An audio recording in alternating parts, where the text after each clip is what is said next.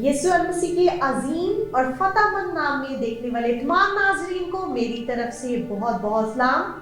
मैं हूं आपकी होस्ट अरूज बाबर।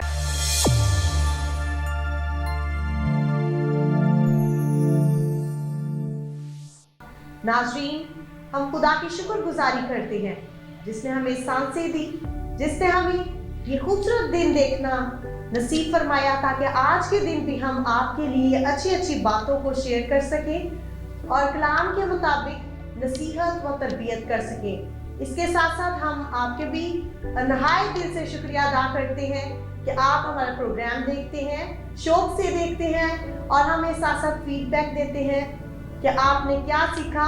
और मुझे बहुत अच्छा लगता है जब आप बताते हैं टॉपिक के मुतालिक। तो नाज़रीन, आज भी हमारा टॉपिक है डोंट गिव अप। ये टॉपिक शेयर करने का जो हमारा मकसद है वो ये है कि लोग ज़्यादा से ज़्यादा मोटिवेट हो और हिम्मत ज़िंदगी में ना हारें, क्योंकि जब आप ज़िंदगी में हिम्मत नहीं हारते तो फिर आप कुछ भी हासिल कर लेते हैं। अपनी मंजिल को, जो मंजिल आपको बहुत ही दूर ही क्यों ना नजर आती हो, उसे हासिल कर ही लेते हैं। तो नाज़रीन, हमने ये मुनासिब समझा कि आज फिर इस पे बात की जाए, क्योंकि इस टॉपिक के मुताबिक बहुत से लोगों ने हमें फीडबैक दिया और कहा कि हम तो ज़िंदगी में हार मान चुके थे। हम कहते थे कि शायद इस काम में हम कामयाबी को हासिल नहीं कर सकते, शायद हम ज़िंदगी में आगे नहीं बढ़ सकते, शायद हम वो चीज़ जो हम चाहते हैं वो हासिल नहीं कर सकते, शायद कामयाबी हमारी ज़िंदगी से बहुत ज़्यादा दूर है, हम डिसहार्ट हो चुके थे। लेकिन इस टॉपिक के वसीला से, आपकी गुफ्तगू के वसीला से हमने बहुत कुछ सीखा और ज़िंदगी में फिर से हमने अपने आप को बहाल किया, उस प्लान में, उस मनसूबा में फिर से अपने आप को बहाल किया। और खुदा के कलाम में भी लिखा है, सादक 7 बार गिरता है तो फिर उठ खड़ा होता है, लेकिन शरीर गिरता है तो गिरा पड़ा रहता है। खुदा बाप के हम शुक्रगुजार हैं जिसने हमें तौफीक बख्शी ताकि हम इस टॉपिक पर बातचीत कर सके, गुफ्तगू कर सके और आज भी आपके साथ वो चीज़ें शेयर करें जो खुदा ने हमें हिकमत दी है और उस हिकमत के वसीला से आपको सिखा सके। नाज़रीन, मेरे साथ मौजूद हैं जनाब pastor Babar Emmanuel. Pastor Babar Emmanuel, आपको अपने प्रोग्राम में वेलकम करते हैं। खुदावन आपको बहुत बरकत दे। कैसे हैं आप? Thanks God and thank you रूज। मैं शुक्रगुजार हूँ, मैं ठीक ठाक हूँ खुदावन के फजल से, उसकी मेहरबानियों से। खुदावन का शुक्र हो। तो कैसे जा रहा है खुदावन का खिदमती काम? खुदावन की तारीफ हो जिसने हमें बुलाया, जिसने हमें चुना, जिसने हमें भेजा ताकि हम इस दुनिया के अंदर जाकर के बहुत सारा फल लाए और वो फल यीशु मसीह में कायम रहे। इसके लिए हम सारा इज्जत और जलाल खुदा के नाम को देते हैं, बेशक, और शुक्र करते हैं जो हमें रोज बरोज खुशखबरी सुनाने की तौफीक बख्शता है और लोगों के लिए अपने कलाम के जरिया से खुराक मुहैया करता है। आमीन, खुदावन का शुक्र हो। सो पास्टर साहब, आज हमारा टॉपिक है डोंट गिव अप, हिम्मत ना हारना। आरूच, ये बहुत वसी टॉपिक है, बहुत बड़ा मजमून है। जितनी खुदा ने हमें ताकत और कुव्वत दी है उसके मुताबिक हम चंद एक बातें जरूर करेंगे जी। और मैं बताना चाहता हूं कि साल के आगाज ही में मैंने चर्च में बल्कि दीगर इलाकों में भी लोगों को जब मैसेज दिया, पैगाम दिया, खुशखबरी का पैगाम दिया, तो मैंने उन कमजोर लोगों को भी और जो कम हिम्मत है या हार चुके हैं, हिम्मत गिर चुके हैं, उनको भी मैंने ये खुशखबरी दी कि इस साल खुदा ईमानदारों को, अपने लोगों को कसरत की बरकत देना चाह रहा है। बेशक, और वो देता है और वो देगा। अगर आप किसी वजह से डिसहार्ट हो चुके हैं, किसी भी वजह से कमजोर हो चुके हैं, तो खुदा आपको उठाने की कुदरत रखता है। बेशक, वो कहता है, चाहता है, फरमाता है, बोझ से दबे लोगों मेरे पास हो, मैं तुमको आराम दूंगा। बेशक, वो आराम, सुकून, इत्मीनान, तसल्ली, तशफी और बरकत देने के लिए हम वक्त तैयार है। किसी शायर ने क्या खूबसूरत कहा, बाहिम्मत लोग जंग हारा नहीं करते, बाहिम्मत लोग जंग हारा नहीं करते, या तो जंग जीत जाते हैं या कुछ सीख जाते हैं। तो ये सारी चीजें हमें सिखाने का सबब बनती हैं, इसलिए हमें हिम्मतदार के हाथ के ऊपर हाथ रख के बैठ नहीं जाना, बल्कि उठना है बेशक और उसकी खिदमत को अंजाम देना है और बरकत को पाना है और लोगों को यीशु मसीह के पास उसके कलाम की कुदरत के वसीला से लाना है। सो पास्टर, पहले भी हम इस टॉपिक को ले आ चुके हैं, लेकिन आज हमने फिर ये मुनासिब समझा कि इसी पे बात करें, लेकिन न्यू बातों को शेयर करें। तो मजीद हम गुफ्तगू जारी रखेंगे और इससे पहले कि हम मजीद आपसे कुछ पूछें, मेरे साथ लाइन पर मौजूद हैं बहुत ही इंस्पायरिंग और मोटिवेशनल पर्सनालिटी, जिनको बहुत से लोग जानते हैं और उनके फॉलोअर्स भी हैं, जो कि खुदाम की खादमा है। मेरी मुराद पास्टर नीतू पी चौधरी हैं, जिनको खुदावंद अपने काम के लिए, अपने जलाल के लिए कसरत से इस्तेमाल कर रहा है। So pastor Neetu, we welcome you in our programme. खुदावंद आपको बहुत बरकत दे। Thank you so very much for joining अस।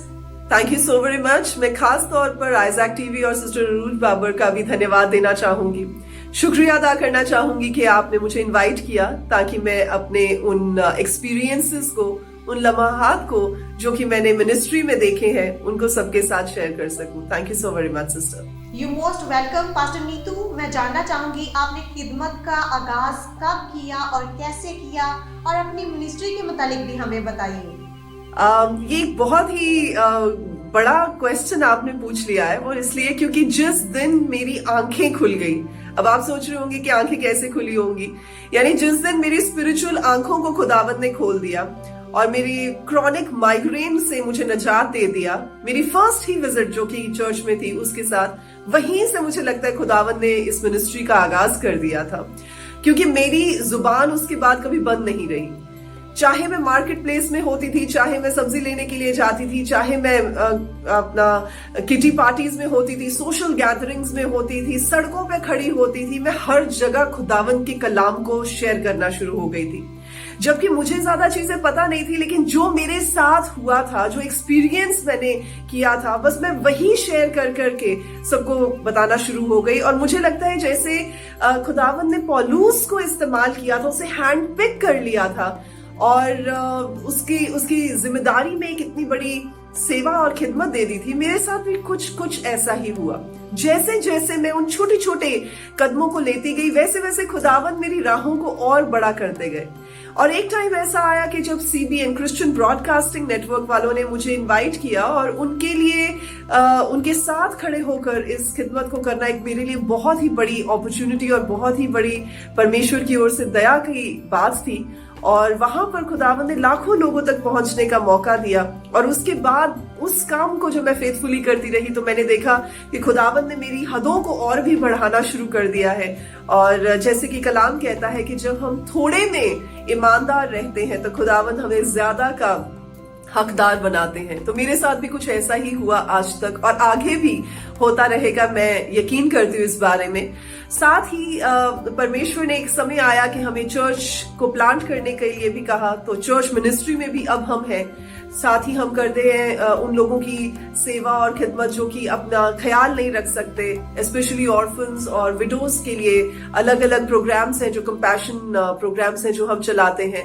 पासवानों के लिए है, हम ट्रेनिंग्स देते हैं। ग्रेट कमीशन को भी हम अलग अलग जगहों पर लोगों की जिंदगियों में ट्रेनिंग के साथ उन्हें खड़ा करते हैं। इसके अलावा ऑनलाइन जो आप देखते हैं वो तो एक पार्ट ऑफ द मिनिस्ट्री है, पब्लिकेशन में है, राइटिंग में है, लिटरेचर डिस्ट्रीब्यूशन में है और बहुत सारी वेरिड चीजों में खुदावंद अलग अलग तरीके से इस्तेमाल करते हैं। और एक ऐसा मस्सा खुदावंद ने हम पर जाहिर किया है हमारी जिंदगियों के द्वारा, जिसमें प्रोफेटिक अनॉइंटिंग के अंडर और डिलीवरेंस, हीलिंग और ट्रेनिंग्स की अनॉइंटिंग के अंडर खुदावंद हमें इस्तेमाल करते हैं। तो मैं कहती हूँ कि ये सारा कुछ सिर्फ खुदावंद के जलाल के लिए है और ये हमारी खुशकिस्मती है कि खुदावंद ने हमें एक नॉन क्रिश्चियन बैकग्राउंड से चुनकर खड़ा किया है ताकि हम उसके कलाम को लोगों तक पहुंचा सके। पास्टर नीतू, हमें ये बताइए कि खिदमती दौर में आपको सबसे ज्यादा मोटिवेशन किसने दी?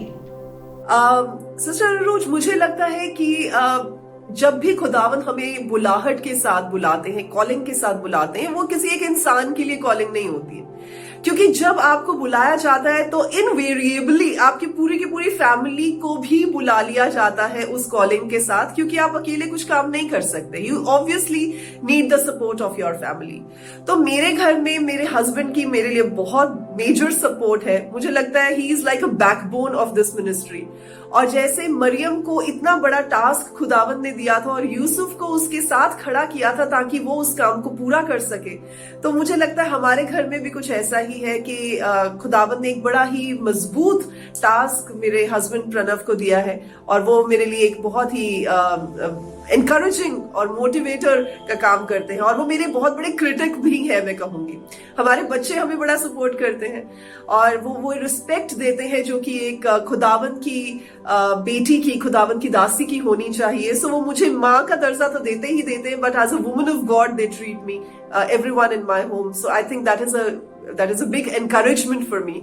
मेरी मम्मा की दुआएं हैं मेरे साथ, मेरे भाइयों का प्यार और रिस्पेक्ट है, साथ ही जो मेरे स्पिरिचुअल मेंटोर्स हैं वो मेरे लिए लगातार दुआएं करते हैं और मुझे एनकरेज करते हैं और अलग अलग जगहों पर सलाह देते हैं ताकि मैं खुदावंद के कलाम को और तेजी और रफ्तार और सटीक तरीके के साथ कर सकूं। और मुझे लगता है लेकिन सबसे ज्यादा इंपॉर्टेंट ये है कि खुदावंद का पाक रूह मुझे चलाता है और जैसे भी वो कहते हैं वैसे ही मैं चलते जाते हैं। और जो आज आप मुझे देख रहे हैं, it is because of the Lord, it is because of the spirit of the Lord and the guidance जो खुदावंद का पाक रूह मुझे देते आए हैं और जिसके अनुसार मैं चलती आई हूँ। तो हम पास्टर नीतू ये भी देखते हैं कि आदमी की जिंदगी में बहुत से मसाइल होते हैं, तो अगर आपकी जिंदगी में क्राइसिस आए, मसाइल आए, तो आपने उनको कैसे हैंडल किया? सिस्टर अनुज, मुझे लगता है कि इस बारे में कोई भी खुदा का खादम जो है वो अपने अपने एक्सपीरियंसेस शेयर करेगा और मेरा भी एक ऐसा एक्सपीरियंस है, क्योंकि मैं जिस कलाम का प्रचार करती हूँ, जिस वर्ड को प्रोक्लेम करती हूँ और प्रीच करती हूँ, उसको मैं अप्लाई भी करती हूँ। और जो जो बातें कलाम में दी गई हैं, आई स्ट्रिक्टली फॉलो दोज थिंग्स। और जैसे परमेश्वर का वचन बताता है कि जब पतरस की आंखें खुदावन के ऊपर थी तो वो पानी पर भी चलता रहा, लेकिन जैसे ही उसकी आंखें पानी के ऊपर आई तो वो डूबने लग गया। तो जब मेरी भी लाइफ में कोई ऐसे क्राइसिस या सिचुएशंस होती हैं जो बहुत मुश्किल होती हैं, तो my only and the priority वाली जो चीज होती है, जो रिस्पॉन्स होता है, वो यही होता है कि मैं खुदावन पर अपनी निगाहों को टिकाऊं और मैं सिचुएशंस को बड़ा नहीं देखती हूँ। मैं ये नहीं देखती कितनी बड़ी सिचुएशन है, कितना बड़ा चैलेंज है, कितनी बड़ी दिक्कत है। मैं ये देखती हूँ मेरा खुदावन कितना बड़ा है जिसके सामने ये मुसीबत छोटी सी लगती है। So I think that is the only thing जो मुझे चलाती है। वैसे तो बहुत सारे ऐसे इंसिडेंट्स हैं, लेकिन मैं एक ऐसा इंसिडेंट आपके साथ शेयर करूंगी। जबकि मैं अपने कॉर्पोरेट जॉब में थी और अच्छा प्रोफेशनली अच्छा कर रही थी, क्योंकि मैं पूरे नॉर्दर्न इंडिया रीजन को संभालती थी उस समय, तो वहां पर एक ऐसा समय आया कि उन्होंने मुझे ये कहा कि या तो आप अपने प्रीचिंग को चुन लें, या तो आप ये जो काम कर रही हैं कि खुदा के कलाम को सुनाने का, या तो ये काम कर लीजिए आप, या फिर आप अपनी जॉब को कंटिन्यू कर लें। अब प्रॉब्लम ये थी कि ये job was paying me really nice. I mean 1 lakh रुपए महीने के हिसाब से मुझे तनख्वाह मिलती थी और मैं वेल प्लेस्ड थी। तो ये एक बड़ा झटका था मेरे लिए। और यहाँ पर भी लेकिन खुदावंद ने इतना कन्विक्शन मेरे मन में डाला कि मैंने उन्हें कहा कि मैं जॉब नहीं करूंगी, मैं खुदावंद के काम को करूंगी, और मैंने उस जॉब को डिक्लाइन कर दिया, वहां से रिजाइन कर दिया। So this was one of the most difficult phase, because उसके बाद मुझे बहुत सारे फाइनेंशियल चैलेंजेस का सामना करना पड़ा, लेकिन मुझे लगता है कि इससे ज्यादा बेहतरीन मैं और फैसला नहीं ले सकती थी। और अच्छे में मैं ये कहूंगी कि जब मुझे तब अच्छा लगता है जब हम लोग बाहर की कंट्रीज में जाते हैं, या बाहर की कंट्रीज के लोग ये बात कहते हैं कि एक समय होता था कि वेस्टर्न कंट्रीज से डेवलपिंग कंट्रीज में लोग जाया करते थे कलाम को, पैगाम को लेकर, और वहां पर रिवाइवल्स आया करते थे। कहते लेकिन आपको देखकर डॉक्टर नीतू ऐसा लगता है कि अब वो टाइम रिवर्स हो गया है और अब आपके मुल्कों से हमारे मुल्कों में रिवाइवल वापस आ रहा है, आप जैसे खादमों की बदौलत। तो जब ऐसी बात वो कहते हैं तो मैं सारा जलाल सिर्फ खुदावन को देती हूँ और सोचती हूँ कि प्रभु, जिस काम के लिए आपने हमें चुना है, शायद वो एक बहुत बड़ी जिम्मेदारी है और इस काम को आप मुकम्मल करने के लिए हमारी जिंदगियों में भरपूरी के साथ काम करें ताकि हम इस काम को पूरा कर सके। So I think this is the most satisfying thing जो आप सुनते हैं कि इतने बुजुर्ग लोग भी ये कहते हैं कि हम आपके कलाम से, आपके सरमन से, आपके मैसेजेस से हर दिन कुछ सीखते हैं और जो बातें आप कहती हैं वो हमने पहले कभी नहीं सुनी। So I think it is all because of the revelation of the Holy Spirit. और हम ये देखते हैं कि आप फेसबुक पे भी, सोशल मीडिया के जरिया से भी और बहुत से टीवी चैनल्स के थ्रू लोगों के लिए दुआएं भी करती हैं। तो आप इनफरादी तौर पर खुदा को कितना वक्त देती हैं? मैंने कभी घड़ी देखकर प्रार्थना नहीं की। हाँ, एक टाइम हुआ करता था जब हम ग्रो कर रहे थे, परमेश्वर में आए थे, तो तब ऐसा लगता था कि कितनी देर बैठना चाहिए, क्या है। बट आई थिंक जैसे खुदा का कलाम कहता है कि आपका लाइफस्टाइल ही खुदा की रहमत से दुआ का लाइफस्टाइल हो जाना चाहिए।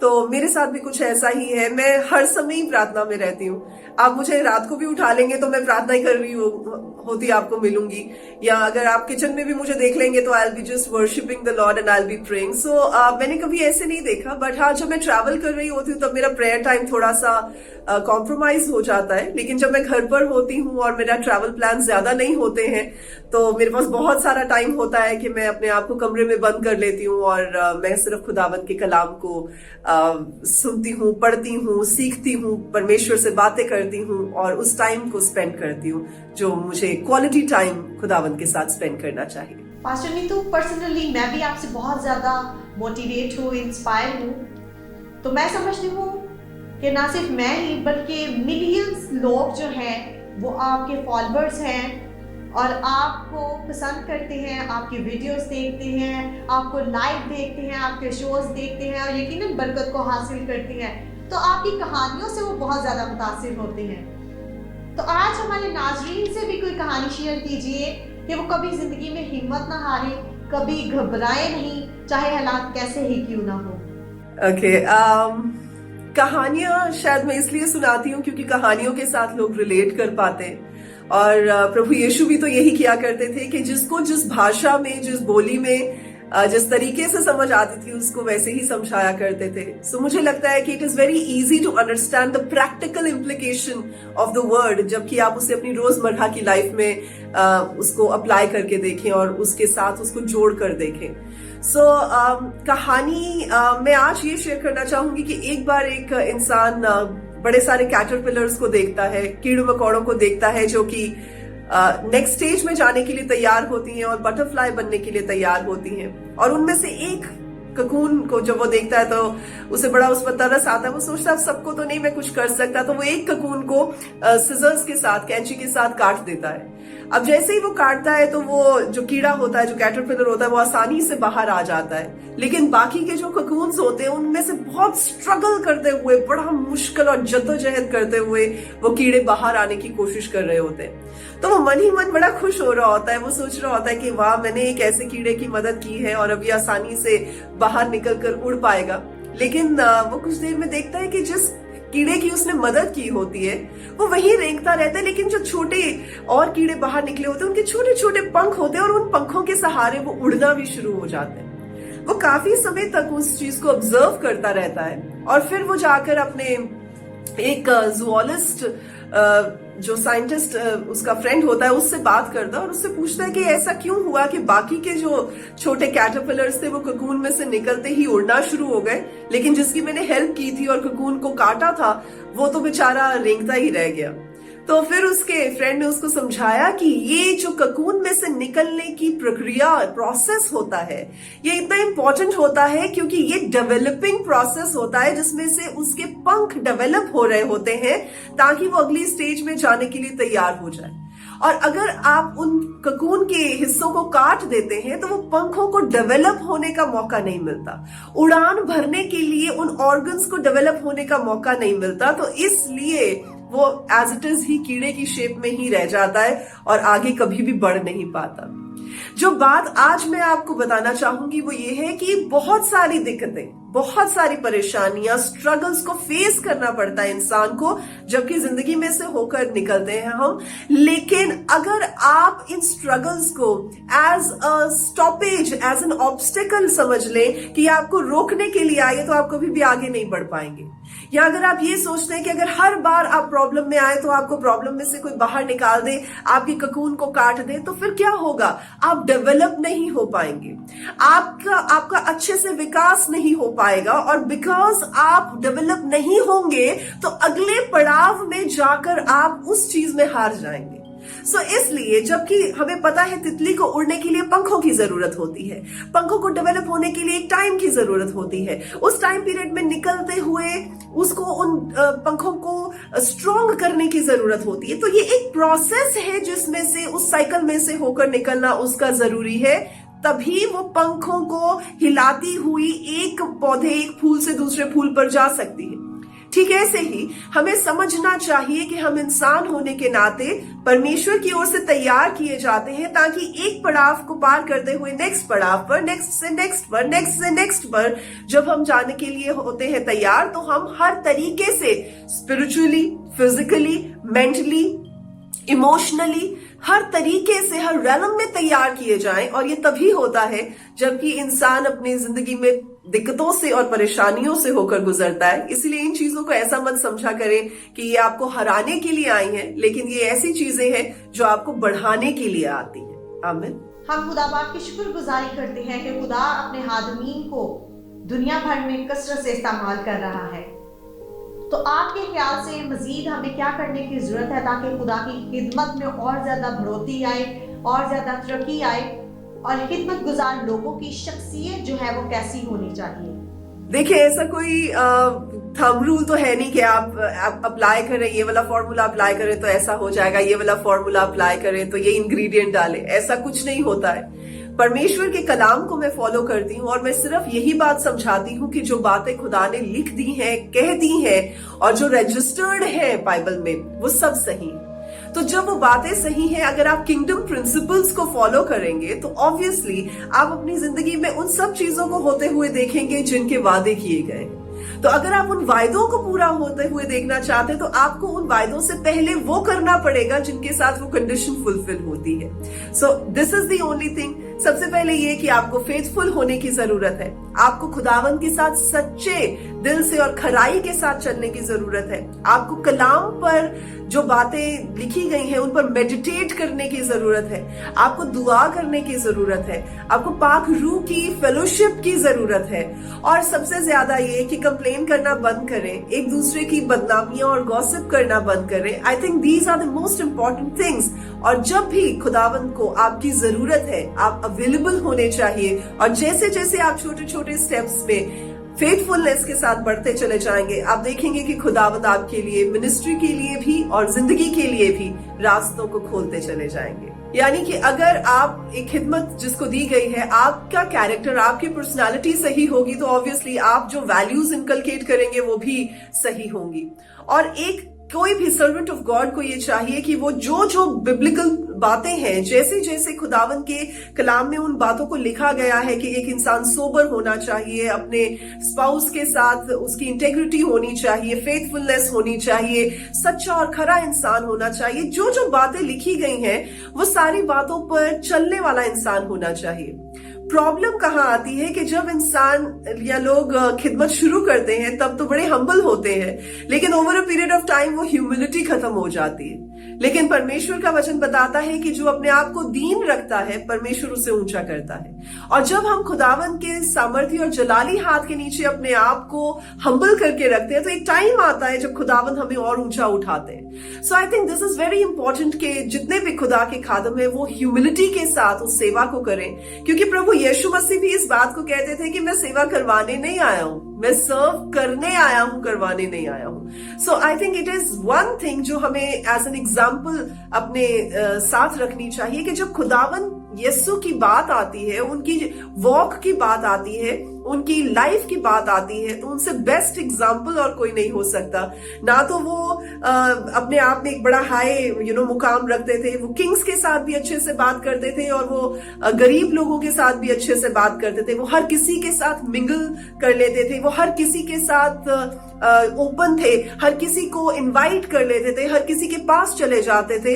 सो उन्होंने कोई क्वाल्म्स नहीं रखे हुए थे, उन्होंने कोई भेदभाव नहीं रखा हुआ था और हर जगह इक्वालिटी के साथ वो सबको पेश आते थे, प्यार के साथ, मोहब्बत के साथ पेश आते थे। लेकिन हर चीज में वो फिर भी अपने बाप को, अपने पिता को ही महिमा दिया करते थे। So I think these are the attributes जो किसी भी खुदा के खादम में होने चाहिए, जो हम खुदावंद यीशु की लाइफ से सीख सकते हैं। सिस्टर नीतू, आपने बहुत खूबसूरत बातें की और यकीनन मैंने भी बहुत कुछ सीखा और नाज़रीन ने भी आज बहुत कुछ सीखा है, वो अपनी अमली जिंदगी में भी इसे अपनाएंगे। सो thank you so very much आपका कीमती वक्त देने के लिए। खुदा आपको और ज्यादा अपने नाम के लिए पूरी दुनिया में कसरत से इस्तेमाल करे ताकि यूं ही आप उसके नाम की बढ़ोतरी करती जाए और बरकत को लोग भी और आप भी हासिल करती रहें। May God bless you once again. Thank you so very much. Thank you very much once again. और मैं यही दुआ करती हूँ कि खुदावंद इन बातों के जरिए से, इन एक्सपीरियंसेस के जरिए से बहुत सारे लोगों को एक नई उम्मीद की किरण दें ताकि वो भी अपनी लाइफ को बढ़ते हुए देख सके। Thank you once again sister रूज, God bless you. So pastor साहब, सिस्टर नीतू ने बहुत ही खूबसूरत बातें की हैं। यकीनन बहुत सारे लोगों ने इस के वसीला से जो है बरकत को हासिल किया होगा। मेरी दुआ है कि खुदा पास्टर नीतू को, इसकी सारी फैमिली को और बरकत दे, अपने जलाल, अपने नाम के लिए कसरत से इस्तेमाल करे। और नाज़रीन, यकीनन आप लोगों ने एक अच्छी गवाही और खूबसूरत खिदमात के बारे में जाना होगा कि किस तरह हम सर्वाइव कर सकते हैं और पास्टर नीतू ने किस तरह जो है सर्वाइव किया। इससे भी हम बहुत कुछ सीख सकते हैं। लेकिन मैं साथ साथ किताब मुकद्दस की वो बात जो बुजुर्ग याकूब के बेटे यूसुफ के साथ हुई और उसकी आप बेटी, आप जानते हैं कि क्या हुआ उसके साथ। उसके भाइयों ने उसको सताया, परेशान किया और उसके बाद हम देखते हैं कि फतीफार जो मिस्र के अंदर जो है उसके खानदान में वो पहुंचा दिया गया, तो उसके साथ वहां पर भी एक जो है जुल्म हुआ और उसको दुख दिया गया, तकलीफ दी गई। लेकिन उस सारे मामले के अंदर वो हिम्मत ना हारा, यहाँ तक कि वो जेल में चला गया। और जेल में गया वो किसी कसूर के सबब से नहीं बल्कि बेकसूर था, लेकिन फिर भी हिम्मत नहीं हारी। और हम देखते हैं कि ऐसे लोगों को खुदा जो है बहुत बड़ी सरफराजी बख्शता है, जिस तरह खुदा ने अपने बंदा यूसुफ को जो है इतनी बड़ी सरफराजी बख्शी। तो आप भी अगर किसी मुश्किल में है, तकलीफ में है, तो आप हिम्मत ना हारें। अगर आप किसी बात में नाकाम हो चुके हैं तो डजंट मैटर कि आप किस वजह से नाकाम हुए हैं, आपको सिर्फ खुदा पर तवक्कुल करने की जरूरत है और खुदा पर ईमान रखने की जरूरत है कि वो मुझे उठा सकता है, मुझे कुव्वत दे सकता है, मुझे ताकत दे सकता है और फिर से बहाल करके अपने जलाल के लिए इस्तेमाल कर सकता है।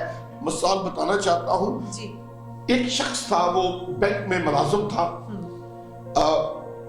तो वो एक छोटा ऑफिसर था बैंक के अंदर। तो एक ऐसा वक्त आया कि उस पर इल्जाम लगा दिया गया कि इसने फ्रॉड किया है। तो हालांकि उसने कोई फ्रॉड नहीं किया था, इल्जाम के सबब से उसको बैंक से निकाल दिया गया। और जब निकाल दिया गया तो उससे पहले एक खूबसूरत खादम उसे देखता था कि हर रोज बेड ड्रेस होकर के बैंक में जाया करता था। लेकिन जब निकाल दिया गया तो वो किसी और ड्रेस में था। तो उस पास्टर ने, उस खादम ने पूछा कि आज मैं आपको जो है वेल ड्रेस में नहीं देखा, आम सा आपने ड्रेस जो है पहना हुआ है, तो क्या वजह है? उसने कहा कि असल में मैं बैंक जाया करता था और वेल ड्रेस होकर के जाया करता था, आज मैं इसलिए वेल ड्रेस नहीं हूं, नॉर्मल कपड़े मैंने पहने हुए हैं क्योंकि मुझे जो है इल्जाम लगा करके बैंक से फर्क कर दिया गया है, निकाल दिया गया है, तो अब मेरे पास कोई जॉब नहीं है। और उस खादम ने उसको हौसला दिया, उसको यकीनन दुआ दी और उसके लिए खूबसूरत अल्फाज कहे और वो एक दूसरे से जुदा हो गए। और हम देखते हैं, उसके बारे में सुनते भी हैं कि उसने क्या किया। उसको खुदा ने फिर कुछ ही अरसा बाद उससे भी बड़ा ऑफिसर बना करके जो है किसी और ब्रांच में रख लिया गया। उन्हीं के ऑफिसर ने जब इन्वेस्टिगेशन की तो उन्होंने कहा कि ये शख्स ईमानदार है, इसको अब छोटे ऑफिसर से बड़ा ऑफिसर बनाना है। और फिर वही खुदा का खादम जब कुछ अर्से बाद मिलता है तो वो उसका शुक्रिया अदा करते हैं क्योंकि उस पास्टर ने, खादम ने उसके लिए उसकी हिम्मत बंधवाई थी और उसके लिए खूबसूरत अल्फाज कहे थे और कहा कि पहले से भी ज्यादा मुझे है तरक्की मिली है, अब मैं बड़ा ऑफिसर बन गया हूँ। सो इससे हम क्या सीखते हैं कि कई बार ऐसा होता है कि हम किसी एरिया के अंदर नाकाम होते हैं तो हम बैठ जाते हैं हाथ के ऊपर हाथ रख के, शायद अब खत्म हो गया सब कुछ, लेकिन तवक्कुल रखिए खुदा पर। खुदा आपको और ज्यादा आगे बढ़ाना चाहता है, आपको और ज्यादा आगे लेके जाना चाहता है, आपको रूहानी तरक्की के साथ साथ हर लिहाज से बहुत सारी बरकतों को देना चाहता है। तो बुजुर्ग याकूब के बेटे का मैंने आपको बताया है। तो इस तरह बहुत सारी हमारे पास मसाले हैं, इसलिए इस साल खुदा आपको और ज्यादा बरकत देगा। तो उठिए, आगे बढ़िए, हिम्मत मत हारिए। अगर आप मुसीबत के रोज हिम्मत हार जाएंगे तो बाइबल मुकद्दस के मुताबिक आपकी हिम्मत बहुत कम है। तो याद रखिए, अगर आप खुदा के लोग हैं तो आपके अंदर कम हिम्मती नहीं होनी चाहिए, क्योंकि आपके अंदर खुदावंद है जो सारी कायनात का मालिक है। उसकी कुव्वत है, उसकी कुदरत है, उसका जोर है, उसकी हुजूरी है जो आपको आगे बढ़ाती है। और कभी भी जो है आप इसहार ना हो, बल्कि उठे, अब काम करें और दूसरे लोगों के लिए भी बाबरकत बने। पास्टर साहब, आपने बहुत जबरदस्त बातें की और आपने मिसाल भी बहुत जबरदस्त दी है। Sometimes rejection means God's protection. बाज़-औक़ात ऐसे भी होता है कि जहाँ से आप रिजेक्ट हो जाते हैं, खुदा चाहता है कि आप इससे भी बड़े मुकाम पर जाएं, आप इससे भी बड़ी चीज़ को हासिल करें ताकि और ज़्यादा आप तरक्की कर सकें। और एक और बात यहाँ पे मैं ज़रूर कहना चाहूँगी मोटिवेशन के हवाला से। जैसे पास्टर साहब ने भी बात की कि उस पास्टर साहब ने जो मिसाल में आपने बताया है कि उन्होंने मोटिवेट किया उस शख्स को मोटिवेट किया। लेकिन बहुत से ऐसे लोग हैं जो अपने अल्फाज के जरिए से दूसरों को डिसहार्ट कर देते हैं, उनको हर्ट कर देते हैं, और उस वजह से क्या होता है कि समटाइम्स लोग अपनी जिंदगी से भी हाथ धो देते हैं। यकीनन आरूज बाइबल मुकद्दस में लिखा है कि लफ्ज मार डालते हैं लेकिन रूह जिंदा करती है। इसका मतलब है रूह जिंदा भी करती है, ताकत भी देती है, कुव्वत भी देती है।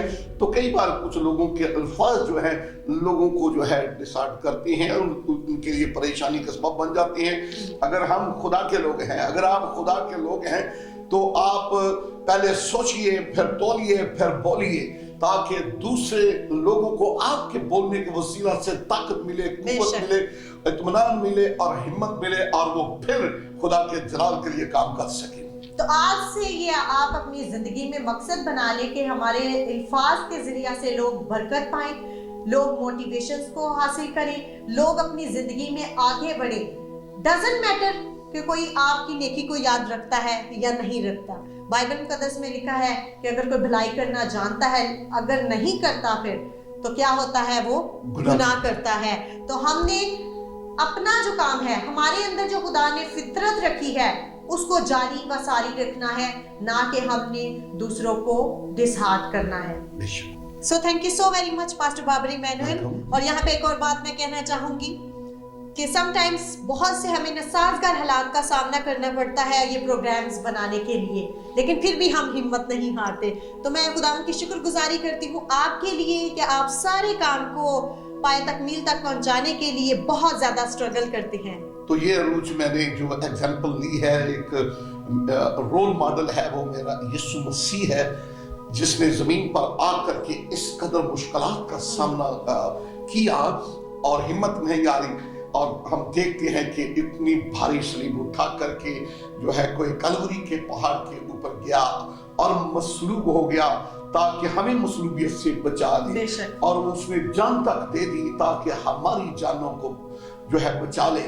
तो ये सब कुछ मैंने उसी से सीखा है। मैं इसके लिए सारा जलाल खुदा के बेटे यीशु नासरी के नाम को देता हूँ, और आपके लिए भी मैं शुक्रगुजार हूँ कि आप भी दिन रात मेरे साथ मिलकर यीशु मसीह के नाम को जलाल देती हैं। मेरी दुआ है कि खुदा आपको बरकत दे। आमीन। और खुदा हमें इसी तरह कसरत से इस्तेमाल करता रहे और अच्छे अच्छे प्रोग्राम्स आपके लिए हम लेकर आए। सो नाज़रीन, आज का प्रोग्राम आपने देखा, यकीनन आपने बहुत कुछ सीखा है। अगर एक रूह भी तौबा कर लेती है, एक रूह भी बच जाती है, तो हमारा प्रोग्राम करने का मकसद पूरा हो जाता है। सो इसी के साथ अपनी होस्ट अरूज बाबर को दीजिए इजाजत। फिर मुलाकात होगी न्यू प्रोग्राम के साथ। हमें अपनी दुआओं में याद रखें। God bless you all. Pakistan जिंदाबाद।